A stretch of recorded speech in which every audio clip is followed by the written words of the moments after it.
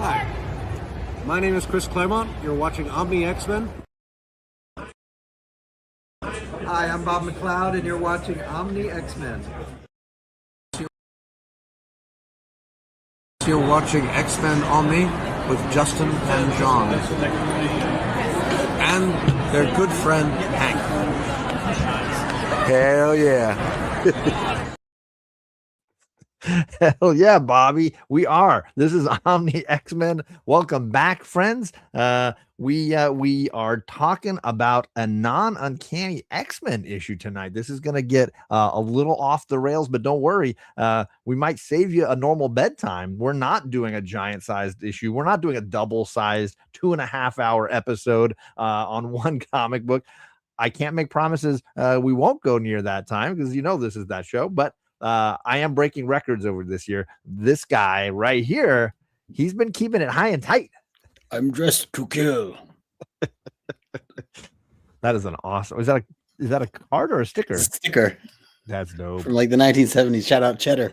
Yeah, dude. Hey, I want to remind everybody, as you just kind of started to hint towards, we are on John's channel, the channel that is now known for going the extra distance. It is fact. It is lore that in season 6 of Omni X-Men, Justin is keeping the schedule tight. He is getting those shows out and you're pumping it out. No big deal. That's how I've always been, Clearly, we're rubbing off on each other the wrong way here. Maybe next season we'll have a consistent time where it's always the same. It's all 3 hours. Yeah. Right. Yeah. We'll keep everything at 3 hours. One comic, 3 hours. That's what we promise. Be ready. How you doing, man? Good, man. Doing good. I'm excited for another night of mutant talk here. And we got a great guest. So we do. It's always a pleasure when this gentleman joins us. Firstly, just great artist, talented artist. He makes incredible stuff. You guys have seen it if you've been on my channel, because every year he's also incredibly generous. He donates art when we're doing Comics Curing Cancer. But on top of that, just an awesome dude. We're talking about the one, the only, Albert Loves Comics. Albert! Hello. Ooh, Alberto. Hello, everybody. How you doing, sir? I'm doing great. I'm happy to be here. Longtime viewer, as you know. I think season 1 since the beginning. Yeah, since the OG. Yeah, I'm an OG fan. So happy to be here. Season 6. Woo. Nice, man.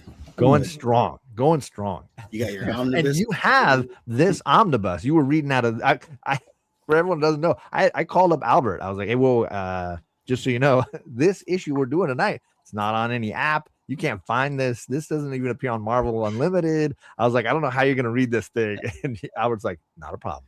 Yeah. Got this really, omnibus. I'm ready. It's not on Marvel Unlimited? No. Holy cow. Marvel Fanfare on Marvel Unlimited is very odd.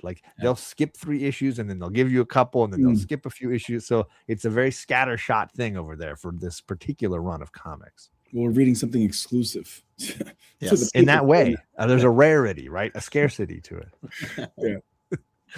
Well, thank you so much for joining us, Albert. We appreciate you, man. And his links, YouTube, Instagram, it's all down below so people can check out what you're doing. Thank you. And let's say hello to some friends in the chat. We have Matt from Empress Comics tailgating 3 hours ago, nice 2.5, 3 hours ago. So it's dedicated. Thank you, Matt. We appreciate you, buddy. Thanks, Matt. We got Ruben Guzman, White Tiger. He's got that notification bell clicked because exactly 30 minutes before we went live, he had that notification pop and he jumped in and said hello. So I appreciate it. We got JP, our guest from last week when we were riffing on taking shots at Cyclops. He says, I wonder if all the Cyclops apologists who were afraid to show themselves last week show up this week. Good point, bold. JP. He's bold. We got my man Scott in the chat. What's going on, Scott? He says, John, why aren't you at book club? I'm here. I mean, he's talking about there's a Far Sector book club hangout going on tonight. Oh, yeah. I'm supposed to be hanging out with them as well. But hey, I'm a busy guy and Omni X-Men goes first. Everybody knows Omni X-Men goes first. Show goes on. Everybody go ahead and hit the like button. Thank you, Matt. I appreciate that. Lateness. Was I that late? Maybe. I might have been a couple minutes. I'll make up for it on the other end. We'll go an extra hour. Just yeah, it looks like there's some of them hanging out talking. It's Far Sector is amazing. I just got the hardcover deluxe edition. If you love a good sci-fi, it's a great blend of sci-fi and Green Lantern lore. It's a whole lot of fun. Worth the time. Candace, what is going on, our friend? Candace is in the chat. How you doing, friend? The Jackson Roy Kirk, the one and only. What is going on, man? What's up, Roy Kirk? Justin did keep my Cyclops rant to under 2 hours. That was the most impressive maybe aspect of the show. Sometimes power. J Hood, what's in the chat? What's going on, Jamie? Good to see you, J Hood. J Hood. Marvel mostly unlimited. Yeah. They gotta change that. We got Rockness in the chat. What's going on? Yeah, it's kind of unlimited. What's up, Brock? It's fairly limited. Little asterisks. What's going on, Stu from Dr. Doom's fan club? How you doing, Stu? We got my man Matt. How you doing, Matt? Good to see you, sir. He doesn't have this fanfare. Yep, there you go. Well, don't worry, we'll tell you all about it, and at the end of the night, you can decide if you're going to add it to your hunt list. How about that? There you go. All right, we got everybody here. I appreciate you all for hanging out, for hitting the like button, and hopefully you took that time to subscribe and follow these two gentlemen. As always, we'll be back on Justin's channel next week. We'll be doing issue 202.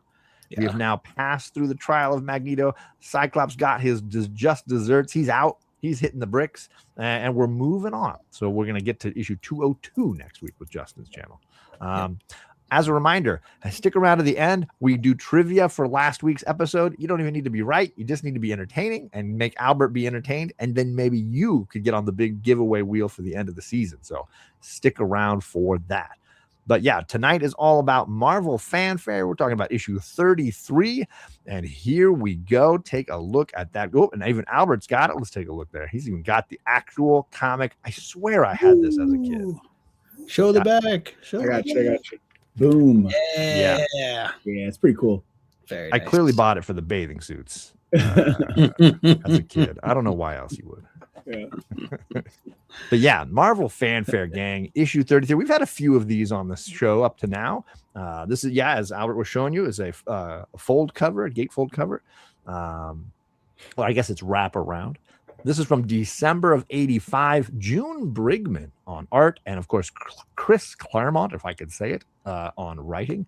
But let's talk about this wild cover. Justin, you got a wraparound cover here with some floating guy, and the mutants are Greek statues. And I don't know if Magneto's wearing anything. I can't be guaranteed if he's got clothes on or if that's a shadow. I don't know. I don't know what's going on. I don't know what he's doing to Rogue. It all just gives me the Kiki vibes. I don't know what's going on. But you tell me, you look at this cover, what are you thinking? Yeah, those are all valid observations there, John. Yeah, I mean, first and foremost, you got Rogue in a bathing suit, front and center, and something bad's happened to her. Apparently, I don't know, as you said, what is going on with Magneto, but I think this is a beautiful cover, a beautiful wraparound. The fact that it's a beautiful day, it's bright out.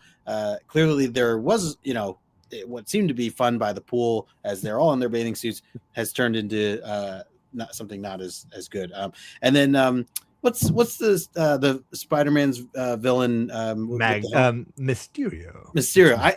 When I saw this, I thought it was Mysterio, so I thought there was going to be a crossover with Spider-Man. I guess technically you do see Spider-Man for like a second. Yeah, there's some Spider-Man references. But like this really had me like leaning towards, okay, like, wow, we're going to go into like, the webhead world and all that stuff. But definitely not the case. Very, very opposite. But yeah, no, nonetheless, I mean, I think it's an accurate cover to what we get on the inside. And I think it's gorgeous. Who's the artist? Is this still June Brigman? I believe does the cover and interior. And but I could be wrong. Although a lot of the fanfare had different artists on the covers, so I'm not certain. Yeah, no, I see it there now. Brigman and Terry Austin are good. Oh, okay, Austin was finisher doing the ink. Yeah. So yeah, no, I definitely have a copy somewhere. I think this is worth owning for sure. For the wraparound especially, and I like that you get Wolverine's head. There in the corner box, right? Corner box, yeah. And that looks like Art Adams style artwork maybe for that corner box art. Oh yeah, it does. Gives me Art Adams vibes. Yeah, for sure. Adam makes stuff up. He's in the chat. What's going on, Adam? Good to see you, sir. What about you, Albert? Magneto, clothes, no clothes? What do you think is going on there? He's obviously not wearing clothes because they would show his clothes if he was wearing clothes, right? Right. So I thought this cover was really cool. You gave me a bunch of options of books I could join you guys on, which I appreciate. And I picked this one because I thought there'd be a bunch of swimsuit action going on.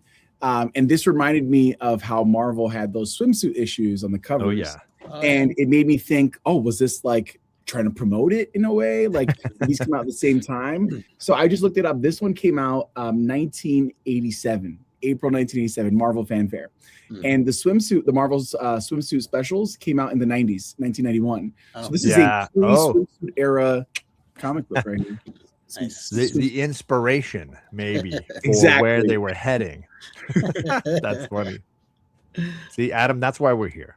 Sometimes you're going to hit on a book that you're like, "What is this?" And how is we got this you covered here? Yeah, right.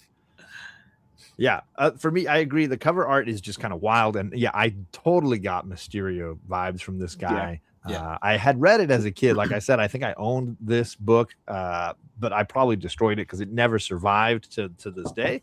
But yeah, love the design. There's a whole like Greco-Roman thing going on here with the statues and the setting behind them. And this was in that phase where Magneto, good guy, bad guy. So it's hard to know what this cover meant. Are they going to be fighting Magneto, or is he helping them? What's going on with the purple energy thing? He's got pink energy. I don't know what's going on. But let's get into the inside, and we get Al Milgrom, gang, an editorial. Yeah. And Al is stressing. He is really freaking out. And the issue that he's having is that he is trying to let us know that they had a big debate about this comic, and this is real. They wrote this book a long time ago and never really published it, and they weren't sure where it would fit in continuity. And so they just decided to throw it into Marvel Fanfare, and he's ready for all the slings and arrows that'll go with publishing it. So he's suited up in his little armor there to let us know, like, go ahead, complain all you want. I don't care. It's a good comic, and we're going to publish it. That's his stance there. And then we jump right into the book, and we're already in the swimming pool, and things are happening. Bikinis are being worn, and everybody is just relaxing. This is a chill day on Magneto's island layer. So we're into the book here. Justin, what are your thoughts on getting a little editorial and then right into the splash page?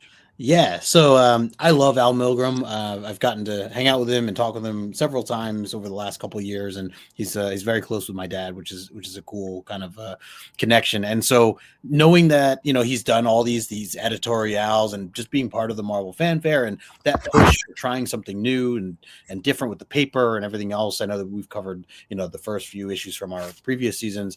It's great to see that he was still still doing things here, and I like the quirkiness. I feel like this is very much him. This is very much, how he is in real life, and just kind of silly and wonky. And I love that he like turns into Colossus and he's like, bring it on, whatever people come at me about, bring it on. So yeah, clearly continuing just the fun there is always great. And then that splash page, man, oh man, like what a beautiful, yes, it's Storm in a bathing suit and everything else, but just like the pose and the fact that everybody's in a pool having fun, things that we've talked about from previous issues of why we love the X-Men and parts of the X-Men that we love as far as them just casually having fun and not, saving the world. Downtime, always the downtime. Yes, big time. I mean, look you got Wolverine there hanging out. He's got his hat on, kicking it back while the other two, Colossus is flipping Kitty Pryde in the pool and all that. So, if anything, I just wish there were more of the team here at this point because it's right kind of limited as you only get 5, 6 of them all together. Yeah, Lee being one of them, but we don't count Lee. We don't count Lee. Yeah. But no, really, really stunning artwork right off the bat. I don't really know June Brigman doing the penciling here. I'm not very familiar with them, but I was excited to see Terry Austin's name just being part of this, and he's been part of the X-Men family for so long, with Byrne and Cockrum. So this would be an awesome poster if we could ever get that. Right. Sheena is in the chat. What is going on, Queen Sheena? It is so nice to have you here. Good timing, right at the splash page, Storm diving in. And JP, I believe it's actually a one piece. I may have misspoke. I believe it's a one piece. I believe it goes around her neck and down and then the bottom half, as it were. I didn't study it too closely, but maybe I did. Yeah, Albert. Oh, there it is. Yeah. Whoa, right. Yeah. So it kind of is one of those kind of deals. Ooh, with the belt. I don't know that I see the belt in the die. Oh, I can see it a little bit there. Yeah. A little loopy there. So Albert, yeah, any thoughts here on the little note from Al Milgrom or the splash page as we get the literal, as they said, literal and figurative splash page? I'm a big believer in strong starts. I think that setting the tone is really important. And at first, I thought the Al Milgrom thing was an ad, but I was still interested, so I read it. And it was simple and like goofy enough to be like, oh, okay, this is interesting and fun, and like, oh, this is just one of the archives. And like, I listened to a lot of like rap, like, you know, Eminem or whatever, and I know that they definitely, like, all these big artists have archives of music, and sadly you have to wait until they die a lot of times to be able to see it. Right. So it's kind of cool to think that, like, oh, there's a ton of X-Men stories that are probably in the archives, but like, so it kind of feels like when you're reading this, it's like, oh, like, this is fun, you know, right? This is different. It's like a deleted scene. Yeah, exactly. So, but I think this is a beautiful front page to get this. Like, it's a beautiful space that they're in, and like a lot of comics that are X-Men stories, like it starts off happy and cheery. So, and it's beautiful. It's a nice start. Yeah, for sure. Yep. Adam. So this takes place kind of where it is chronologically in the omnibus, as far as in this, you know, mid 80s era of X-Men, and Magneto being a good guy, not a villain, as we'll get here in just a little bit. And Storm doesn't have her powers, so like it's within that 200 range. Yeah. But yeah, as you'll see as I turn the page here, we are on Magneto's island. This is the island fortress that he has raised up and been working on. They give you a little backstory here on kind of where Magneto has been and how this island came to be. They talk a little bit about how he was living on asteroid M, and it got destroyed, and he was rescued by Lee Forrester. Lee, who also was kind of savior to Cyclops at one point when he was going through the Jean Grey passing away period of his life. So she was the rebound girl for a couple of our mutant characters, as you can say. She is currently living on the island where she helped rehabilitate Magneto after his crash back to Earth, and it's become kind of her home. If you don't remember her, she was a pilot and a ship captain as well. I think she was very sailor, like and here she's just living out her existence as you know, the woman du jour, I guess, of Magneto at the current time.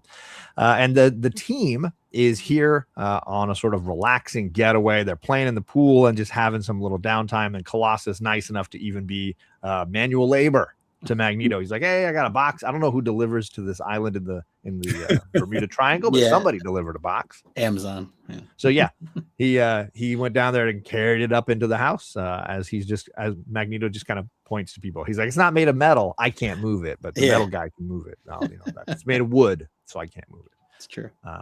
Any thoughts here, Albert, on the island? I don't know if you remember this in any comics, this island as a setting for some mutant stories. It is all new to me, believe it or not. I did not know about this island. So yeah, this gave us a quick recap of it. I had a lot of questions about this island. Sure. As you would imagine, but I'm going with the flow, right? You gotta keep going, gotta keep pushing. And I think that your gif of Jonathan from Fab Queer Five Eye. and Queer Eye is wonderful. Yes, Magneto looks gorgeous in this. What's up with this? Why they made him look way too good? I was talking about the Colossus Speedo, but yeah, it's all gorgeous. The setting is gorgeous. Lee's all right. You know, she's doing her thing. That was the hair. Right. She's got a Gwen Stacy thing going with that headband, I feel like. Oh, yeah. What about you, Justin? Any thoughts here on the island? Did you remember Lee rescuing him and bringing him to the island? Because I know it'd been a little while since we'd had that plot line. Yeah, definitely remember. I love Lee. I mean, I've liked her like ever since we kind of had the introduction, and I like the part that she plays in a lot of this. I mean, unfortunately, being kind of on the bad side of things with Cyclops, but like carrying her own and I mean, ultimately, I didn't know that she kind of winds up with Magneto at least for a little bit here. Was a nice little change. Or no, that's right. I forgot because she saved him on the boat. So I guess she saves him, and then he threatens her at one point, but then right. she basically is helping him because he's like seriously injured after, because it's Warlock, right? This happened in New Mutants. Yeah, Warlocks arrive when Warlock the mutant arrives on Earth. Wrong. That's right. He crashes through asteroid M in outer space where Magneto had kind of made a safe haven for himself. Yeah, and that destruction causes Magneto to crash to Earth as well, and he is rescued out in the ocean by Lee.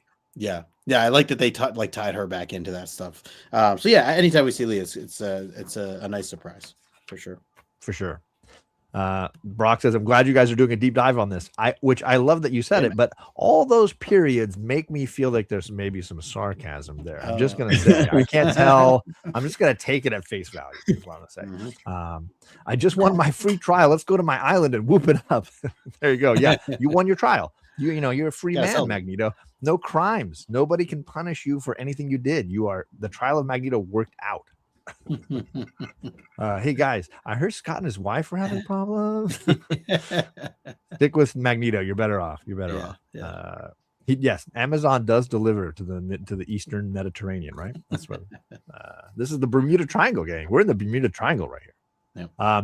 But yeah, let's get back to the pool side. We get our downtime mutant hangouts. Kitty Pryde's like, I don't have a boyfriend. This is getting really awkward. I'm gonna try to sneak up on Wolverine. I'm gonna swim underneath his chair. I'm gonna go through the side of the pool and try to scare him. Wolverine's like, come on, girl, you can't sneak up on me. I'm better than a ninja. You got nothing. I'm gonna drink a beer and just sit by the pool and be that guy. Meanwhile, Storm gets out of the pool. She's got rocking that mohawk, and she's like, no guys, we should be chilling. We've had a rough time of it lately. It's important to have the relaxing that we can do, but they're all also really not sure what to think of Magneto right now. They're all not certain where he's at, and they're questioning a lot of him as their sort of mentor leader right now. There's a lot of uncertainty about the future and what this kind of means for them, but they're also enjoying the statues, this kind of unusual decor around the space. And while they're enjoying it, a flash of light occurs. Everybody's blinded, and then the statues come to life, and it's action time. We're into the fight here. Justin, any thoughts on the downtime pages that we got here, and then the jump into the fight? Yeah, I mean, I think these are some of my favorite pages, right? Just seeing Kitty Pryde using her abilities to try to kind of play this game with Wolverine, even though Wolverine's abilities allow him to kind of be able to sense everything that's coming his way. So just a nice little fun interaction between the two. The fact that she walks through him while he's on the chair after, and she's like kind of like bummed about it. I thought was fantastic. Like just the artwork and like seeing that as is. I like that they like take moments to kind of like just show you and remind you like, hey, this is what it would be like if this, these characters, she would just be casually walking through them, or that kind of stuff. So love all that. You get a nice panel there of Wolverine chugging a beer, which I just feel like should be in most X-Men books. And then Storm with the Mohawk. I just love seeing it like drawn, even in I guess that last panel there. It's like more zoomed out when they're about to get attacked there. Just like seeing that style, and I've come to really appreciate that style over these like years of breaking these books down, and her having that kind of the rocker hairdo. So I mean, otherwise, the story wise, it's like a little bit of filler here. It makes sense. They are still concerned about trusting Magneto, or should they not, and Kitty Pryde kind of asking the questions, and Storm putting her faith into this. She's like, like this is we got to trust Professor X and what he thought of everything. So nice little just connector, I guess, to where we left off. And then of course, like the abruptness is kind of always there with a lot of these like shorter random stories where you got to get to that action, right? Yeah, you're gonna get thrown into it. So when you said lightning bolts, I was like, oh, maybe these are the lightning bolts that Cyclops used from. We're back. We're heading back to Asgard again, right? Yeah. Loki. Here we go. Albert, any thoughts here on the downtime stuff? I always I think we always sort of feel like these are the more enjoyable moments, the moments when they're not in combat and just get a chance to be themselves a bit. I hope that you felt the same way. Oh yeah, 100%. I mean, these are our favorite characters, right? Like it's Wolverine, Storm, Kitty. Like they got us, to buy the book because they're in the cover, right? So you're like, oh, I want to see them talk at least. Right. The one thing that caught my eye, like when you go to the community pool and there's that guy over there who's just like a bear. Like he just has hair all over his body, like that, like full inch off the body, and everybody's talking about them. That's Wolverine in this. Yeah. Oh, for sure. And I didn't know that Wolverine was this burly bear. So that's what caught my eye. I was like, God, man. Yeah, he is a hairy manimal. Yeah. But yeah, that's I actually enjoy this part a lot. That was one of my favorite parts. Just like it's not exciting or anything like that, but like but I think it's meaningful, and I think it's the stuff that for me, like we just had them playing baseball last issue. Those kind of moments I think are always the ones that you remember the most, for me at least. Yeah. Let's see. We have Lee has terrible taste in men. I mean, Magneto's an upgrade. Let's just be fair. I mean, at this point in his life, he's made a good turn. He's on the right path. Even she says to him something along the lines of like, I'm a human. I know you have this feeling about humans and mutants, and he's like, I appreciate what you've done for me, and I'm not. He's not being the racist ultimately that Magneto has been in the past in some ways, right? He's very much like, no, this relationship means something to me, and I care about you, and I'm, we've been taking care of each other, so that's kind of cool. Yep. Warlock's bathing suit choices. I mean, the bathing suits are on point so far in this issue. I'm just gonna say. But let's continue along. Now that they're battling, we've got these crazy creatures coming to life and attacking. One winged beast grabs Storm, and Wolverine chops its tentacles off, but it's too late. Storm has been turned to stone. Kitty Pryde's like, what is happening? Magneto's like grabbing anything made of metal and just like launching it at the statues, trying to take them out. Wolverine's just slicing and dicing. Kitty's like, I'm not going to touch these things. I'm going to just go right through them. But when she does, it doesn't matter. She's still turned to stone the same way as everybody else. And then does she fall in the water? I think she falls into the water. Yeah. Colossus is like, what is going on? And he's trying to shout something to Wolverine. Wolverine turns his back, and one of the statues just absolutely crushes him like a home run style here, launches him, and he turns to stone and then goes just flying off into the wilderness. Colossus is like, well, I'm going to metal up and try to hit these things, which, point maybe not thought through really well. I was like, everybody else that has touched these things has turned to stone. And of course, the second he punches these statues, he turns to stone. And Magneto's like, what is going on? I just wanted some downtime. And now there's this crazy black floating door, and Mysterio, no, it's not Mysterio, but a guy who looks like Mysterio is there kind of speaking, and Magneto is just at a loss. So this takes a wild turn here. Albert, any thoughts on the action that we get, the impact that these creatures are having on our characters? Yeah, I think it would have been cool if Colossus saw everything and was like, oh snap, I can't, like my strength here has no use. Like I thought that would have been an interesting way to go, but they didn't, because he's pick up a deck chair, hit it with a deck chair, man. Yeah. Grab one of those big columns and just smash them. But it was clear that the purpose of this scene was to like, let's get rid of these characters and like, make them out of play. So when I was reading, I was like, okay, like we're just progressing with the story. Like this isn't really intended to be a big part of the plot. It's just more of like, let's remove them.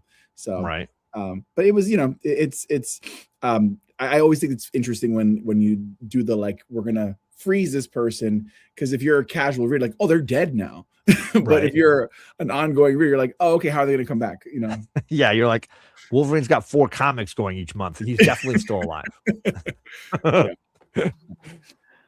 Justin, Brockness is saying this is when you buy Mysterio through Team Leaf.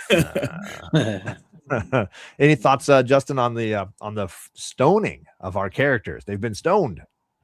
Yeah, pretty brutal. I think I thought for sure that Wolverine would, stay clear of everything, but I mean, he definitely got distracted there in the concern of with Kitty Pryde and everything. And I guess Peter technically got his attention as he's shouting. Because I mean, look, at this moment, we don't even know are they dead? Are they are they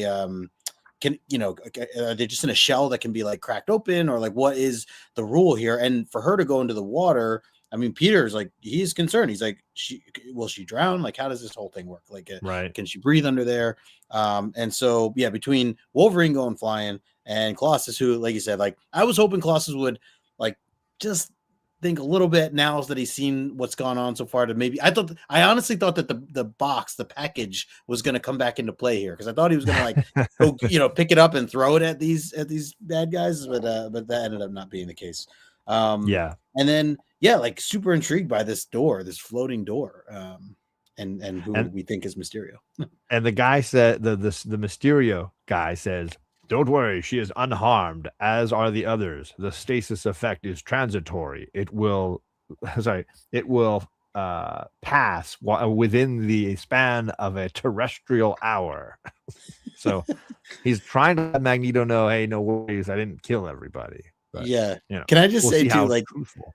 This issue just had massively long word after massively long word in like several sections where like, especially where Claremont just goes off explaining these phenomena.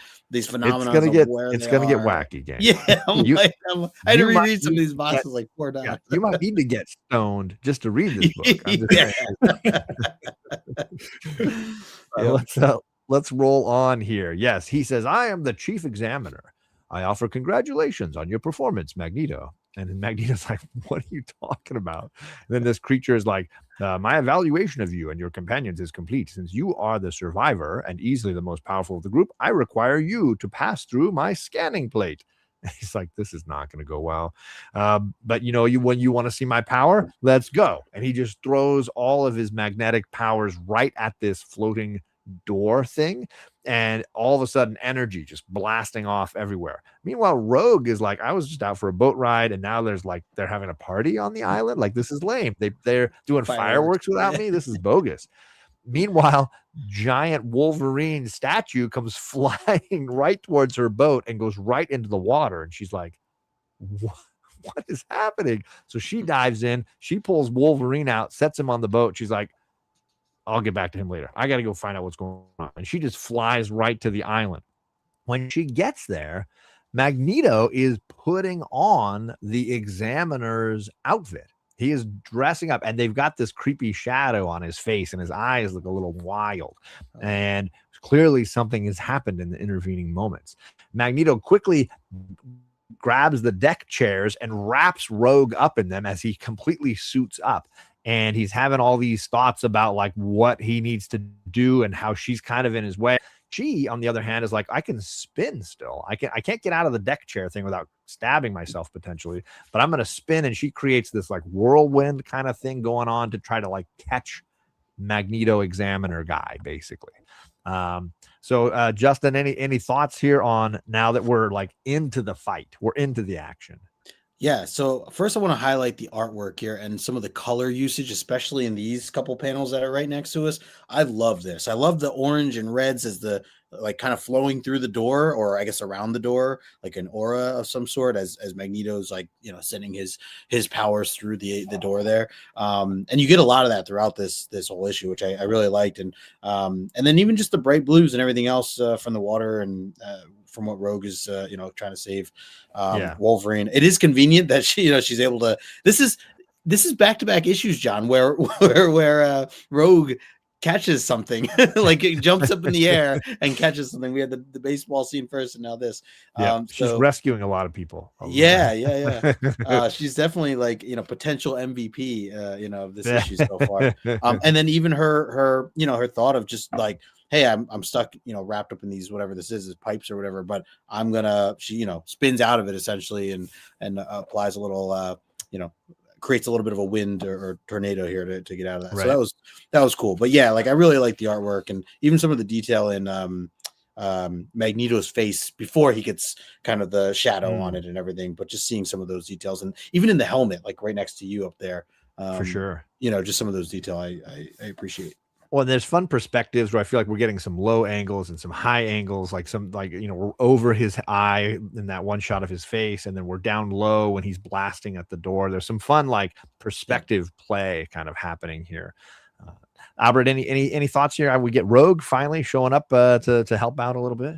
These are great points. I think that what I like is that Claremont is just consistent with like the characters and how he uses their language. Like Magneto is defiant, right? Always, even when he has to save his friends, or that's what he calls his friends.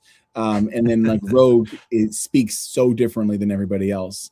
And we're gonna see this, robot guy or this cybernetic, multi-dimensional, whatever this guy is. He speaks very weird too, and it's annoying. So I think that's the one part about even this whole issue. Just I'm I'm impressed with Claremont's ability to do stuff like that, even though sometimes it's a little boring. In here I was excited to see Rogue. Even though she was in the cover, I was like, oh snap, she's in here too. I also wondered, this is just off on the side of my brain, when does she get like hot? You know what I mean? Like with the long hair and everything. Because I just I was kind of expecting to see that Rogue for some reason. The 90s. She's still in her 80s. Yeah, she's still in her 80s Jamie Lee Curtis phase, like young Jamie Lee Curtis phase. Yeah. It's the 90s. That's I have to wait for the 90s. Yeah, the 90s is the bomber jacket, the big Dolly Parton hair and everything. And like, is it the show that makes it like there's a show? I mean, the show definitely taps into the same look for her. I don't know what came first, with the character design for the show or the comics. I would assume it's the comics, but you never know. Yeah.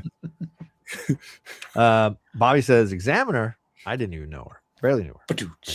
Hey-o. Let's see who, but good to see you, Boggy. Boggy's in the chat. Boggy. But let's keep going here. As now that Rogue is in the fight, let's see what happens. She spins out of the container they were holding her in, and then lands directly on that crazy doorway thing. The same thing that sort of Magneto tried to battle against and then allowed him to kind of be taken over. Now she is absorbing energy from it. And the first thing it does is turn her into the She-Hulk. Like she just legit She-Hulks out on us. And she's running around fighting. And then as she's dodging, she's realizing, oh, wait, I'm having like a spider sense. I feel like this is how Spider-Man acts. And then she's like, oh, I can cling to the walls. I am Spider-Man. And she's jumping off the walls and then turning into the Human Torch and then flying around with his powers. It's almost like this doorway has supercharged her ability to run through abilities of other people. Although I don't know that at this point she's ever really absorbed She-Hulk or Hulk or Spider-Man or Human Torch. She may have in some of the other comics preceding these, but I don't recall that. You guys can take that how you want. If you remember issues like where she did that, that's good to know. Justin, I'll throw it to you first. Thoughts on what Rogue is going through here on all these new abilities? Yeah, I thought some of these pages were so fun. Like just seeing her reaction to like the Spidey sense and just saying like, "Hey, why is my head buzzing? Suddenly I got an itch to vamoose," and she like jumps off into the next thing. And then I took this as because I don't recall her like having the powers of any of these other heroes, but I had just taken this as like the door generally gave her these based on maybe whatever the door had collected or some other facet of that. So, but yeah, regardless, like, cause otherwise, I mean, the whole green thing was very random to begin with or why She-Hulk first, but it was still really cool. And just the idea of like, I think it would have been, she was the only character that would have had this to begin with, just knowing the powers. So it is cool to like, just see her kind of get this experience, and who knows, maybe this is something that'll help her down the road if she ever does run into any of those heroes and has to borrow their powers, and she can kind of well, I want to say there's an early 2000s era where Rogue gains the ability to kind of like flip through abilities that she's absorbed in the past, where she can like choose to draw from something. I don't know like the exact way that works because I don't remember reading it that much X-Men at that time, but I think there was a period where that happened. Sounds cool. Rod's in the chat. What's going on, my man? What abroad? Albert, how about you? Obviously, we get a lot of cool versions of Rogue here. Any particular favorites that you were like, oh, that's cool? I mean, the Spider-Man thing was pretty cool. I was unexpected in an X-Men comic book. Yeah. Right. And in my mind, it was the same thing. I was like, is she Hulk or is she She-Hulk? You know, and but it's just cool. I was excited to see the explanation of like what's the reasoning behind her getting all this stuff. And like Justin said, did the door get these people already? Like, are we going to see Spider-Man in this? You know, stuff like that. For sure.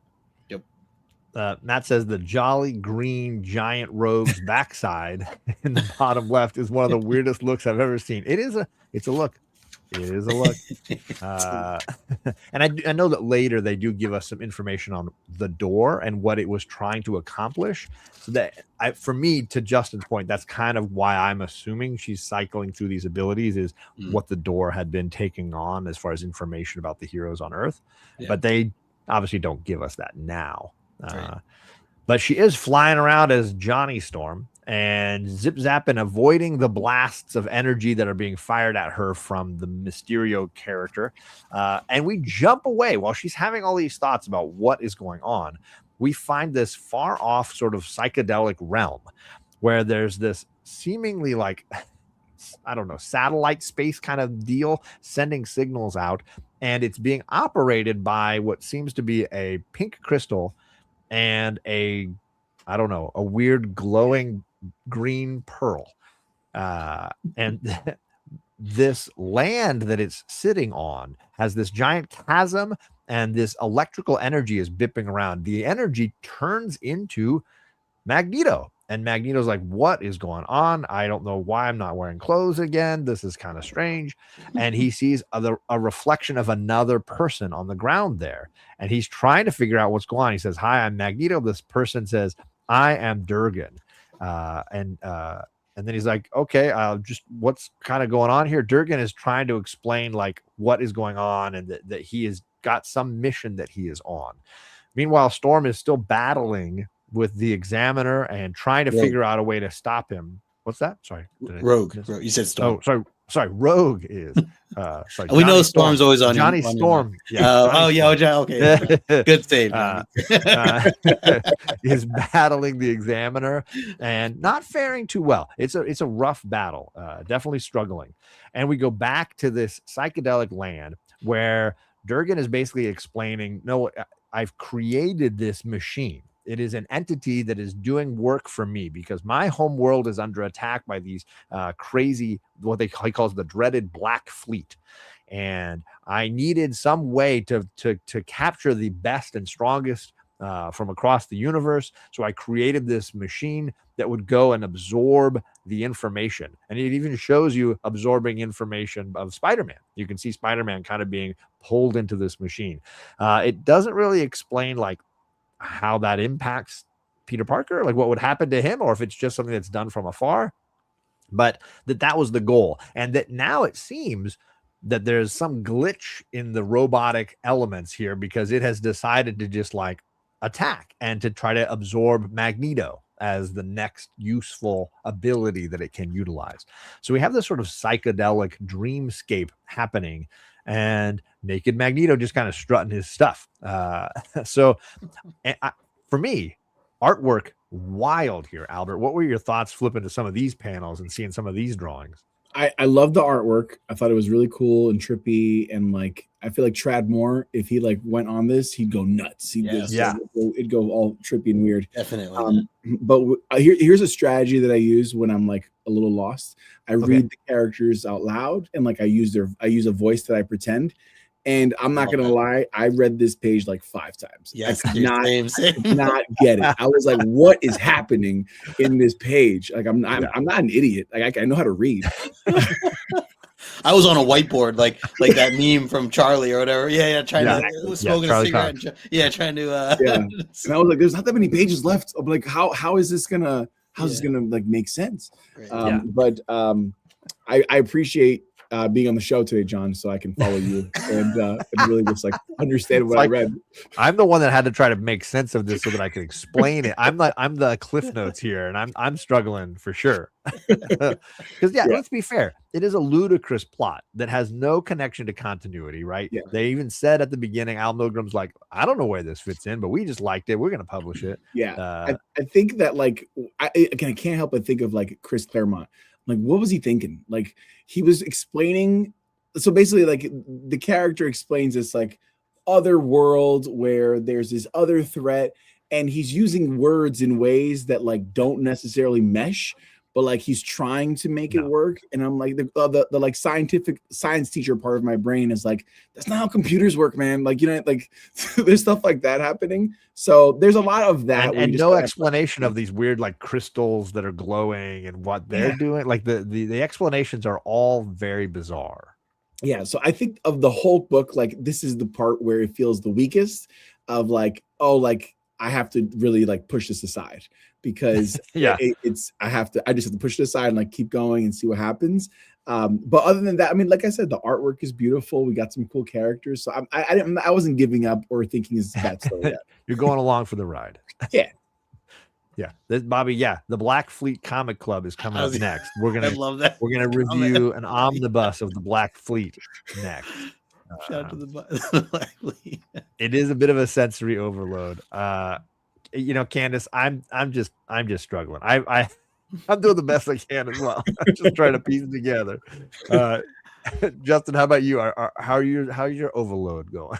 Yeah, so I mean, I'm with you guys. I definitely had to reread this a few times, and ultimately coming down to kind of what Albert said, like you just gotta go. I just had to like go with it, just whatever it was. Okay, that's the thing that's happening with this thing. Okay, let's just keep it going. Let's see if I can make more sense of it later. And I do feel like going through it a couple of times had kind of given me a little bit more where I feel like this whole issue like could have been an epic like three issue miniseries or something like that if they wanted to like turn that one particular splash page into like an issue in itself or something like that, you know.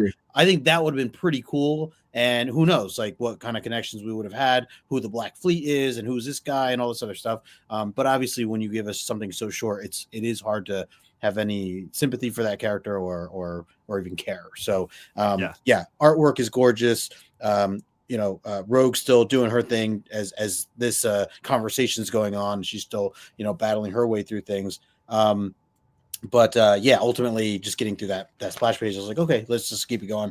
I will say, John, I think you did a good job with it overall. I think, the way I took it, I need to explain it to Claremont. Yeah, there you go. Maybe this goes to my added list of questions for Claremont. I just open this and say, explain this page.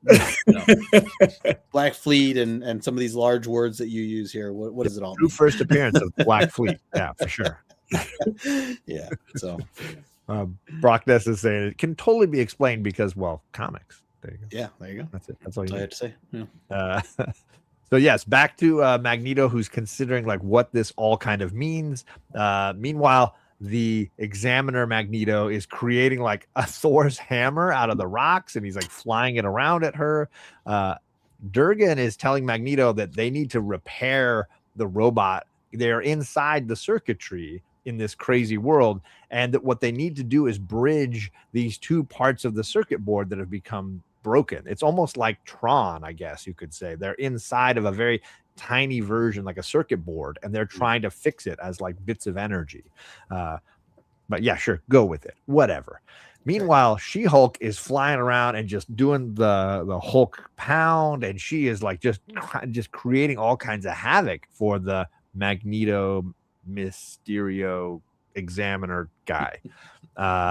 Finally, Durgan's like, no, what we need to do is turn back into energy, and we'll bip across this chasm and we'll bridge it and reconnect the parts. And just as they're doing that, Magneto says, I live, I'm unharmed, I'm okay. And Rogue flies in and knocks his helmet off. She's like, I'm sick of you. This is killing me. And that ultimately is the last piece that like connects the circuitry, knocks the Examiner out of Magneto, and saves the day. And she's left in her Savage Lands She-Hulk costume there at the end. So Albert, any thoughts to the climax of the action here? Were you able to follow any of that?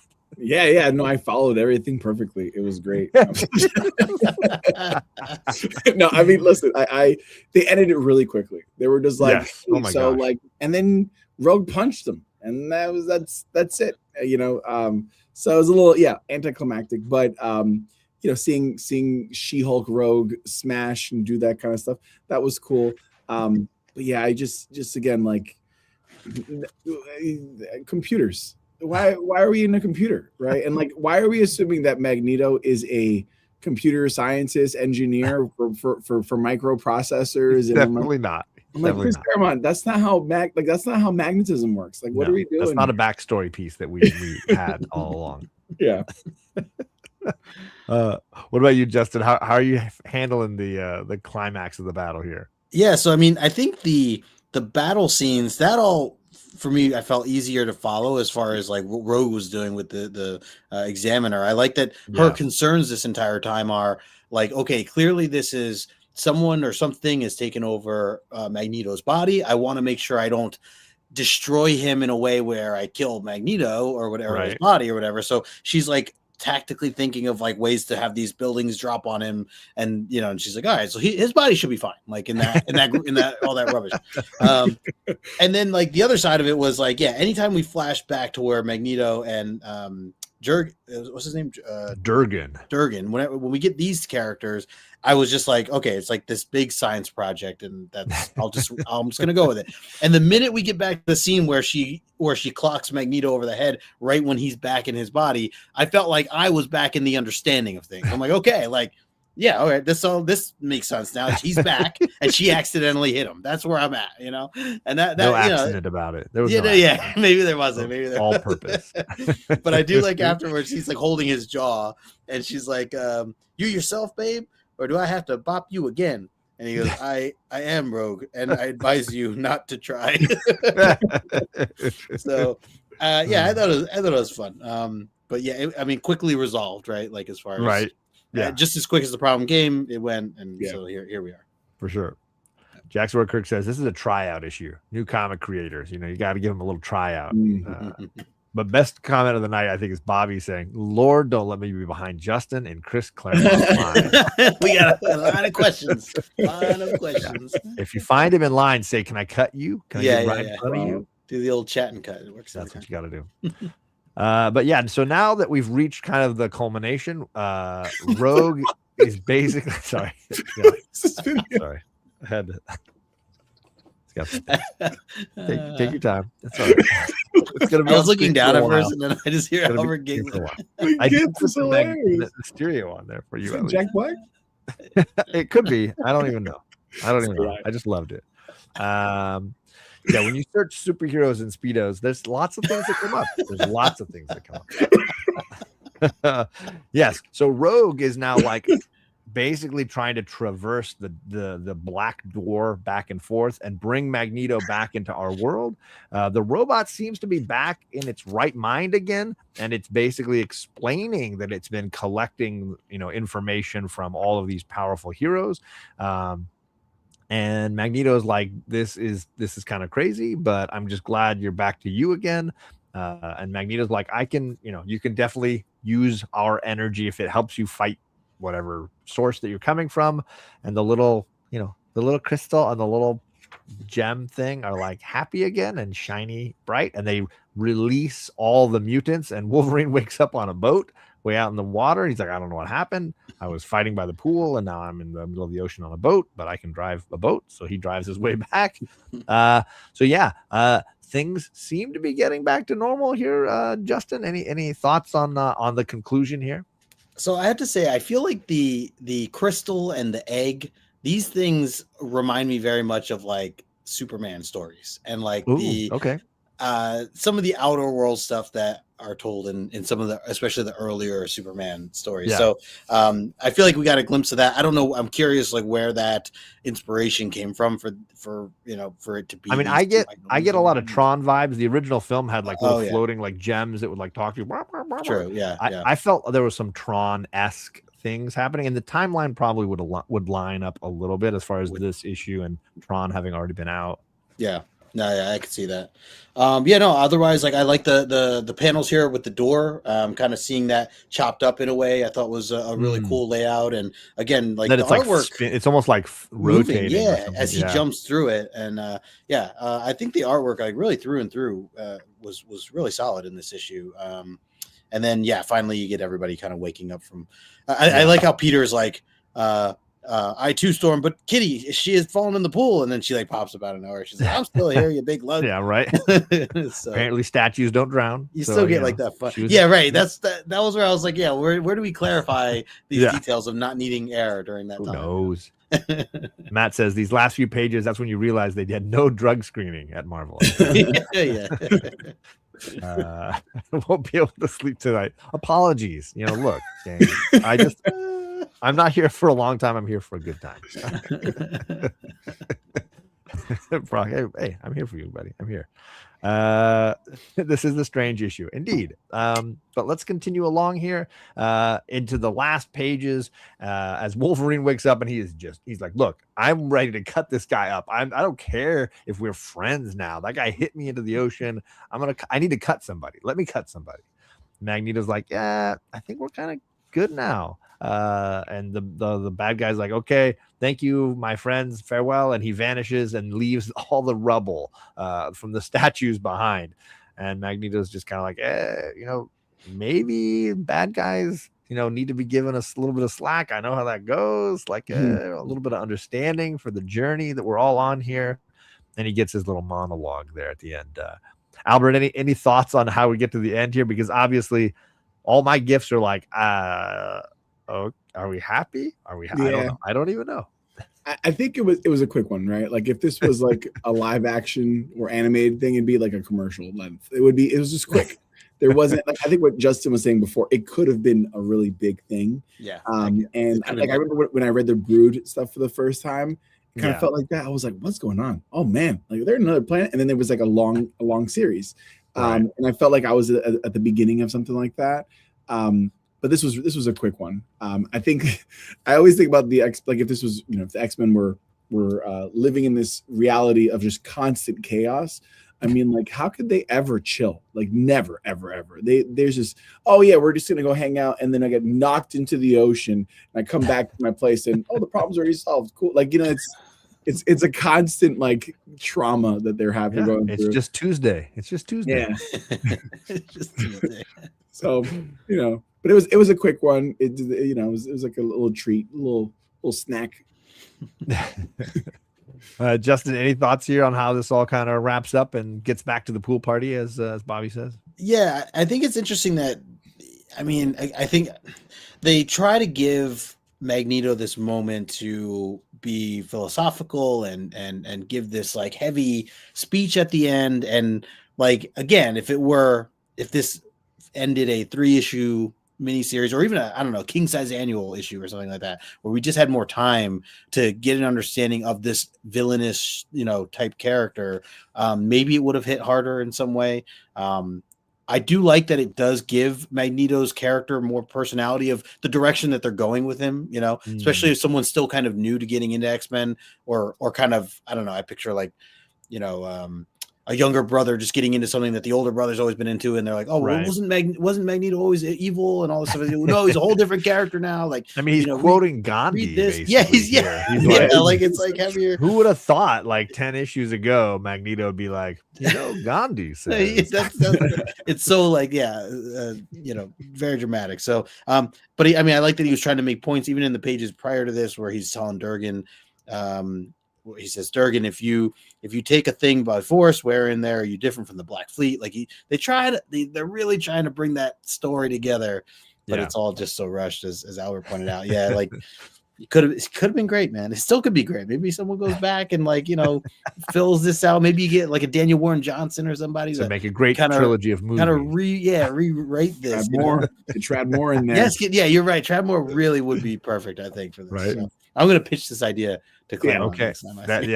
Add that to the list. Yeah, it's definitely on the list. We need the 80s sitcom quick wrap up at the end. That's just everybody's like laughing at the end, and yeah, I get it. I agree with you guys. It's definitely a rushed kind of quick ending. Honestly, I would have been just happy with a pool party. The pool party was all I really needed out of this book, so I was happy to have it for sure. I included these books are really cool. If you guys don't read Marvel Fanfare, don't have any, if you never checked any of those out, a lot of times they have these fun little like splash page poster kind of things at the back. So here's some of the ones in this book. You got this cool Silver Surfer, obviously, and the Conan. And the cool thing about that Conan one is the mirror where the Beast is not appearing in the reflection in the mirror. Oh man, I didn't notice that. Wow. Really cool, man. Really cool. So yeah, just great stuff. And again, to Jackson Kirk's point earlier, like you can test drive artists and give them a shot, or a really renowned artist could just draw a character they've never had a chance to draw before. They also had this Doctor Strange and the Doctor Doom ones here. Oh my gosh. So fun cool. lighting. This is like variants before variants were like, right? Right. It's kind of that. Yeah, for sure. I hope they're not pinups, Bobby, because I don't want anybody ripping these out of the book and hanging them on their wall. I would hope that they could stay in the book. It'd be different if you're making an art journal out of it, though. That got the killer double kick fest. Oh my God, here. so Iron Foot and Elektra, obviously doing the three poses of Elektra. Like, let me bend over. Let me twist on you and let me kick you in the face. Don't look at my booty. I'm going to kick you now. Really kind of cool fight poses here.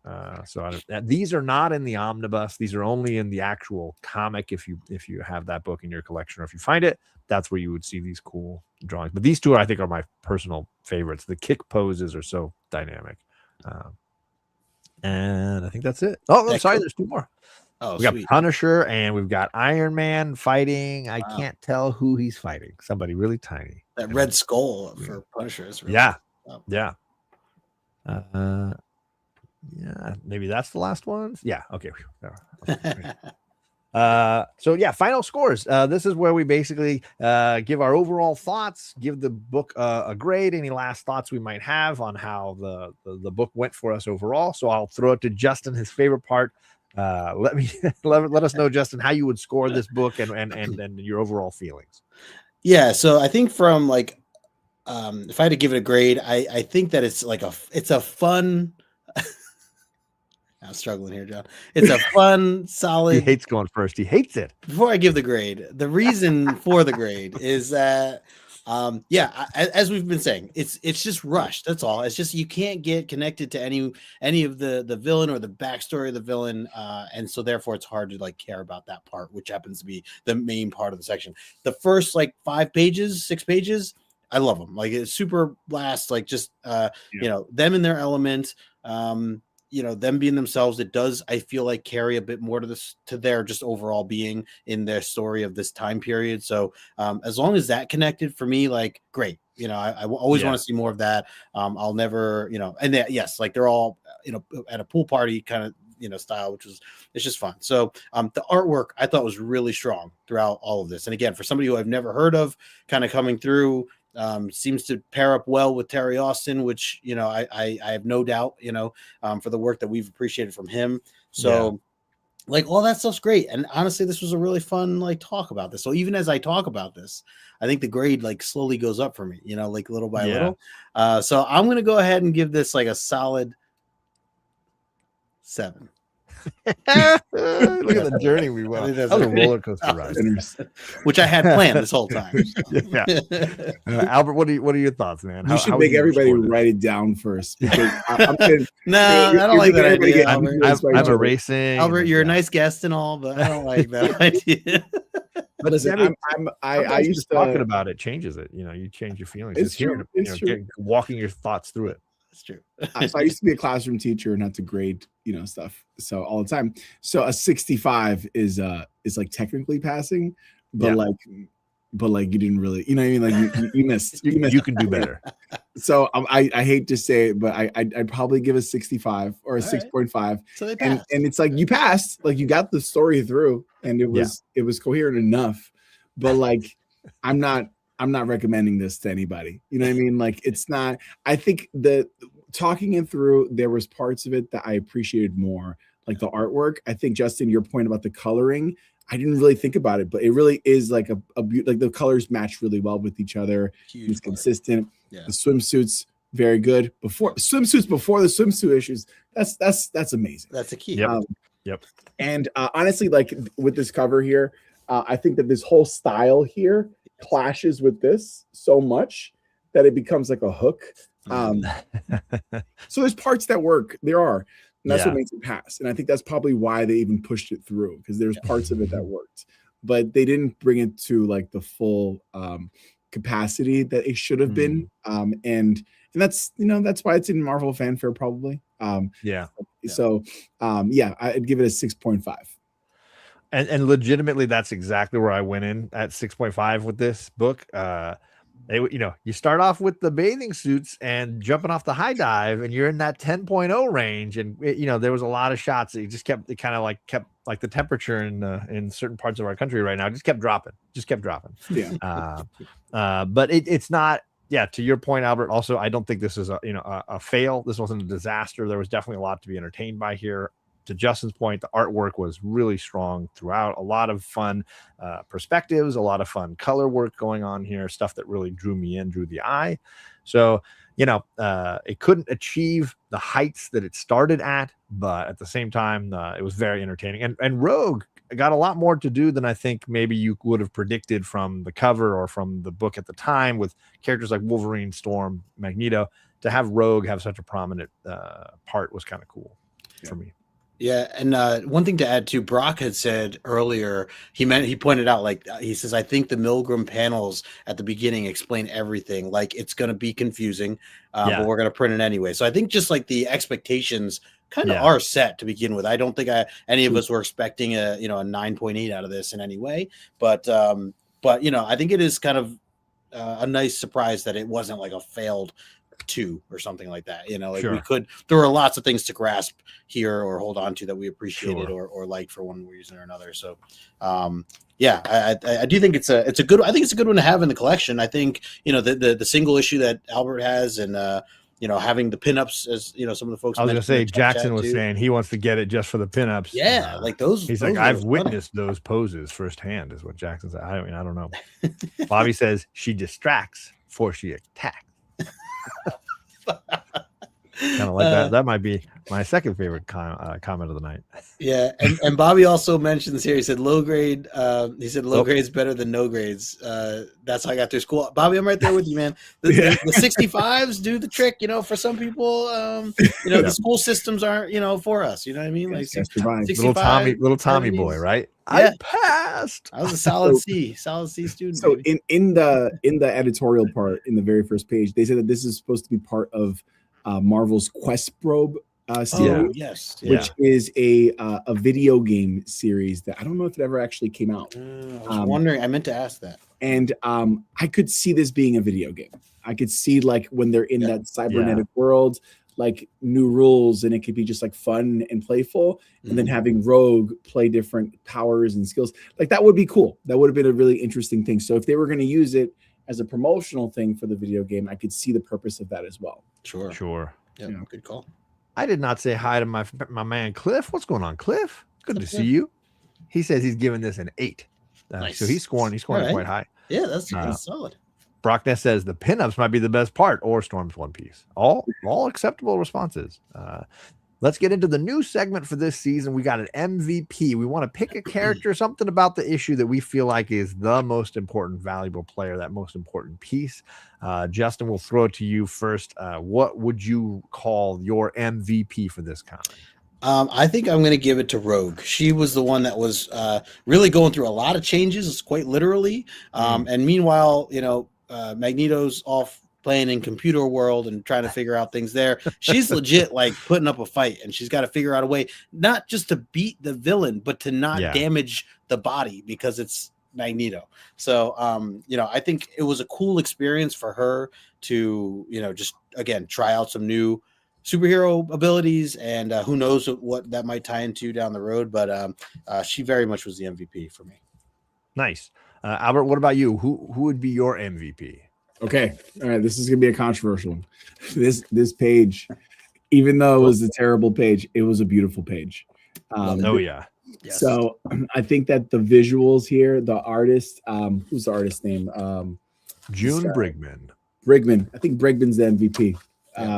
He delivered some pretty cool stuff that I'll probably be thinking about in terms of art style, and I think that was my favorite part.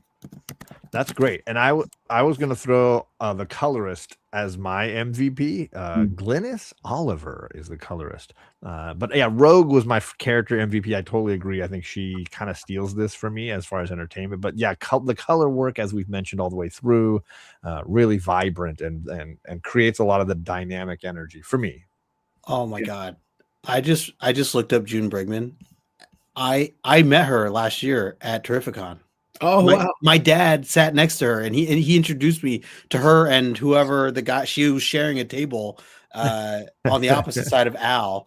That's so crazy. Oh my God. Like, I hope she's back this year. I just Googled her, and there's actually a picture of her at Terrificon. She had done work for Power Pack. She was doing like some of the Power Pack Oh, cool. All right.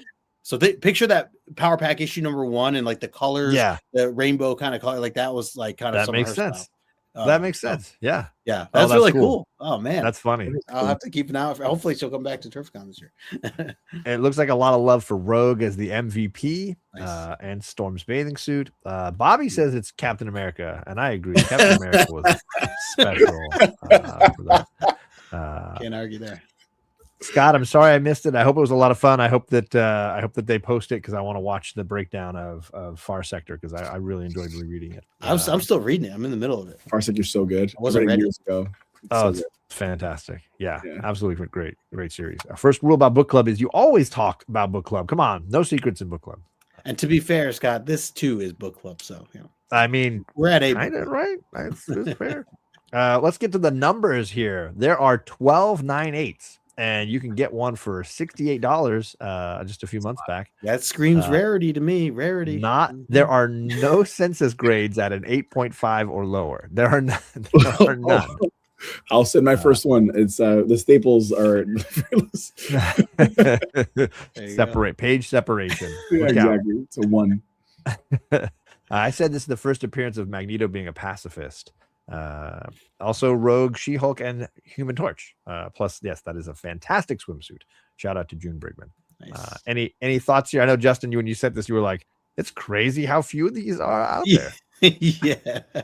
I'd be curious if I ever saw one on the wall. In my mind, I'd be like, well, I got to buy it. If I'm at a Comic-Con or something, like there's only 12 of these 9/8 in the world, only 12, I mean, that's one right there. Pretty and only 5 have ever been sold. Yes. See, there you go. What was whatever the year was, it looks like 2020 something, but $68. I might get 2025. It was actually 2025. So just a few months ago. Yeah. I don't know if I'd spend $70, but if I could talk them down to like 45, I think I would do it. The cover is great. I mean, that's probably the one of the best parts about this is the cover. Put in that best offer. You never know what you're gonna get. It's true. What's up? Jeff is in the chat. What's going on, Jeff? You. Albert, any thoughts on the prices, the numbers, any of that kind of stuff? I think it's a stretch to call it this is him being a pacifist in this one. He was pretty aggressive. That's true. Pretty aggressive the whole way through. It's his first stages. The first stages. I guess, You quote Gandhi, and then maybe you live up to him later. He was threatening Rogue pretty hard. He was like, "You better not do it again." Yeah. Oh, and don't forget, he yelled at Colossus to pick up that box. Come on. Did. ordered him around for sure. Yeah. No, I mean, this makes sense. The data makes sense. Brock's like, I'm surprised there's 12 of these things. Fair. All right. Well, then that's the end of the slideshow, gang. We're back to slightly larger squares here. We're entering the portion of the show where we're going to do some trivia, give you some chances to get on the big prize wheel, the giveaway we do in June when we wrap a season up. Lots of goodies to give away. Original art from the Frame Brothers, who I've linked down below. So lots of things that you can win. How do you do it? You got to answer the trivia questions we've got there from last episode when we were over on Justin's channel reviewing issue 201. That great Cyclops goes down in flames issue of Uncanny X-Men.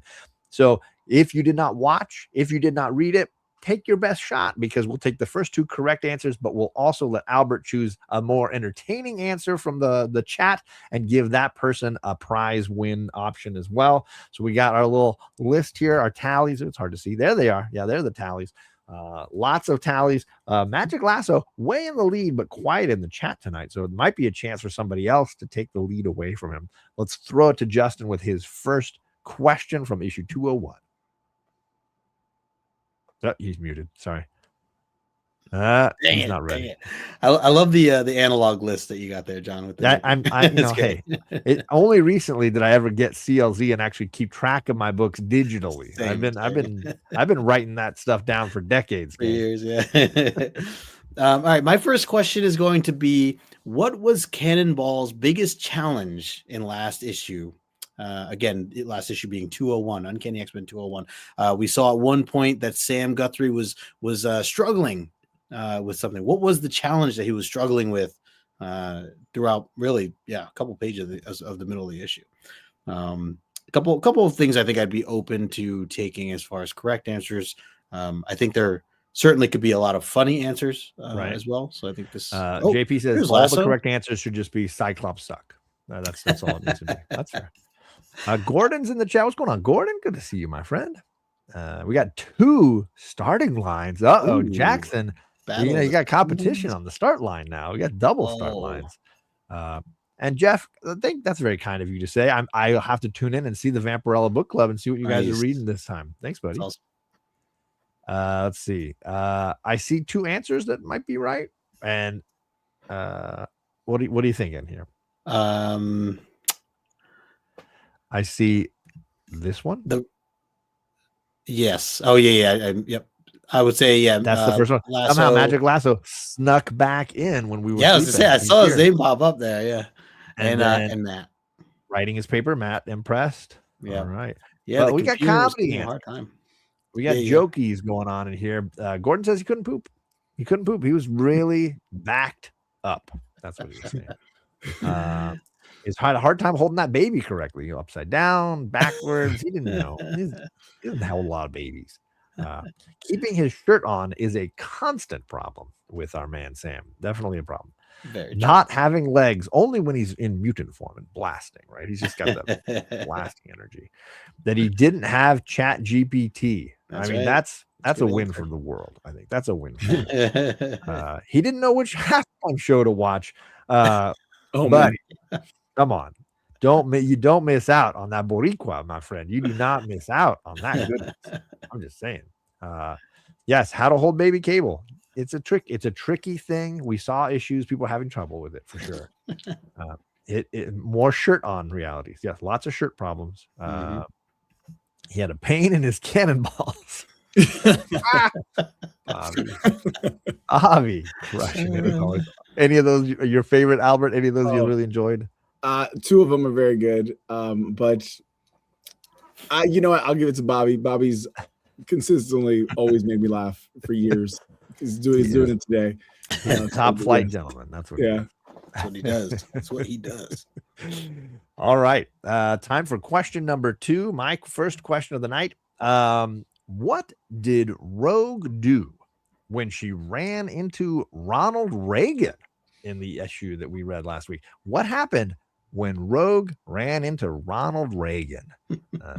Doesn't happen that often that you run into ex-presidents. So what did Rogue do? Oh, Roy Kirk with the extra long line. Look at that. Oh, yes. He's like, don't get in my line. Don't get in my line. Somebody check on Impressed. Yeah. Right. He's just boxing him out. Correct answer. Lasso. She kisses the planes, the Air Force One, the plane window of Air Force One. So, and then Adam makes stuff up is second. Sorry, JP. Yes. So Lasso and Adam. She was shot. The Secret Service. They were like, no. The girl in the bikini with the baseball glove flying through by Air Force One. You shoot her out of the sky. She done. I'm just staying away from that line now, Justin. I'm glad you're okay, Matt. Gotta be careful. Shared as jelly beans. Is that a thing? Did Ronald Reagan love jelly beans? I don't remember that. It could be true. I mean, I don't know that she had to work very hard to show off that swimsuit, but she was definitely showing off something. Yeah, I forgot this is back-to-back swimsuits for her. Yeah. She said, "Ain't you the Gipper?" Oof. Movie reference. Old school Scott with the movie reference there. Orders a Gambit notebook from Albert. Oh, nice playing to the director here. Yeah, that was the thing. All right. They compared hair dyeing products. She just said no. All right, Albert. Any faves in there? I'm going to give it to Magic Lasso. He's playing to the crowd. He did it. Nice. It was a very good move. Very well played. I got mine, by the way. Oh man, that was. I'm like searching for one. I'm using. Like, yeah, I'm literally writing in one. This is my dad's artwork right here. Dad's artwork. Dude. Oh, is it your dad's? Oh, that's dope. Look at that. Heck yeah. Oh, the Mark Waid book. Heck yeah. Oh, he's gonna be there. He's gonna be at TourCon. Yeah, I got a picture of the three of them. It was two of them and one other guy. I don't know. Maybe it's the pencil or the inker. I don't know who it was. Anyways, yeah, he was nice. Yeah. All right, back over to you then, Justin, for your second question. Yes. Who else was with Cyclops when he held his baby for the first time? Who else was with you? Cyclops? Just need one person, right? Just one. Just I'll leave the answer open. Yeah. I'm just saying they don't have to do a big list as well. Who else? Yeah, that's fair. Yeah. Who else was with Cyclops when he held his baby for the first time? Yeah, no large list necessarily needed. Save yourself the trouble. I get it. Right, Kirk. Doesn't need to flex. That's right. Yeah. There it is. He's just like, this is my line. I'm holding the line. And I believe we got some correct answers here. Yeah, the correct answer. No one, because he didn't hold his baby. Dude did not hold his baby the entire 0 times. Did not. Not a one. Not a one-time deadbeat dad episode 1. Trick question. Officially in the book. Question. So who else was that? Was JP and JP, and then right under him was Lasso saying no one. That's right. Although looked like a lot of people were up on that. They caught your trick right off the bat. He never held him. He didn't touch that. Wait a second.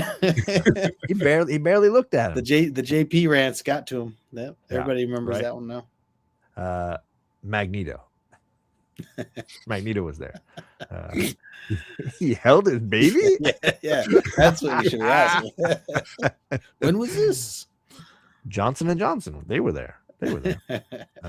He stood in the corner with his arms folded. He did. There was some pouting. There was some real pouting going on. Yeah. JP would have been there, and he held him though, right? He would have held him. Yeah. Yep. Diana Ross was there. Nice answer.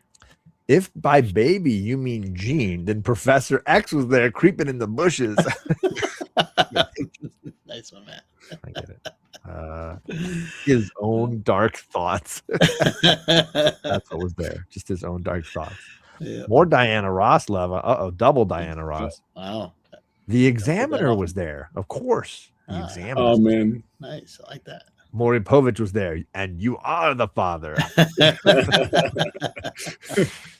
The Watcher was there, but you didn't see him.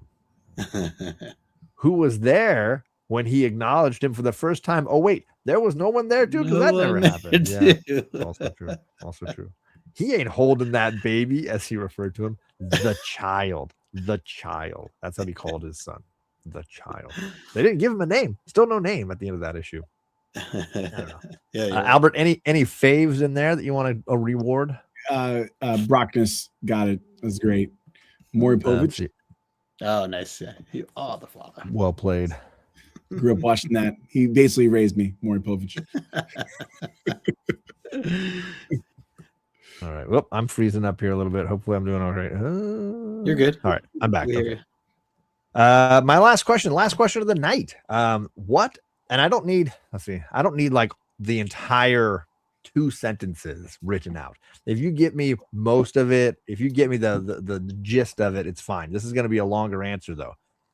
What does Cyclops say to Storm when she defeats him in the danger room? What does he say to her? Cyclops goes down in flames. We were all happy to enjoy that moment. Just desserts. But what does he say to Storm?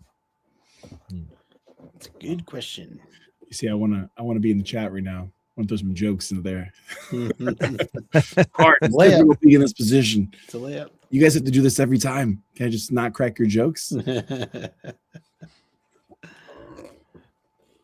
right. I will take the first couple that I got here are correct. Says the best X-Man won. He does say that. Yep. So hopefully I'm not too frozen here. I feel like I'm freezing up a little bit. You're good. You're good. And Maddie also said it.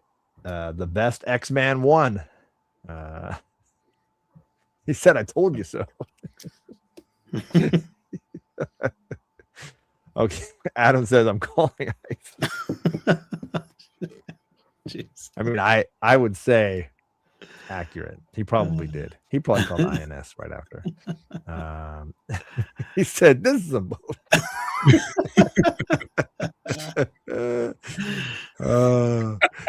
Matt says, "I swear this never happens." He said he actually won and then demanded a recount. Oh my god. Lasso says, "I'm not acknowledging that, baby." Yeah. He said, "No fair. I'm telling Daddy, or I mean Professor." These are No all fair. I was great. distracted by that child I refuse to look at. That child.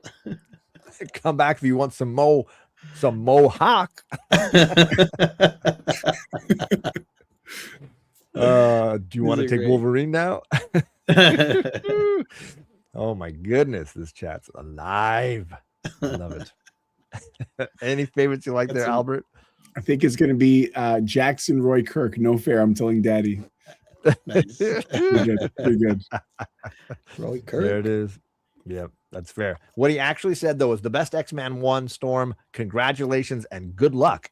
And I can't tell if there was sarcasm in the good luck, like good luck, like he's angry. It felt bitter. It didn't feel like genuinely good luck. Yeah, but that's how I read it. Albert, thank you as always for being such a stupendous guest and having so much fun with us. Every time you get to come on here, we have a blast. If people don't know Albert, his links are down below. He makes incredible. I mean, look at us. We're all just surrounded by his work here on this show.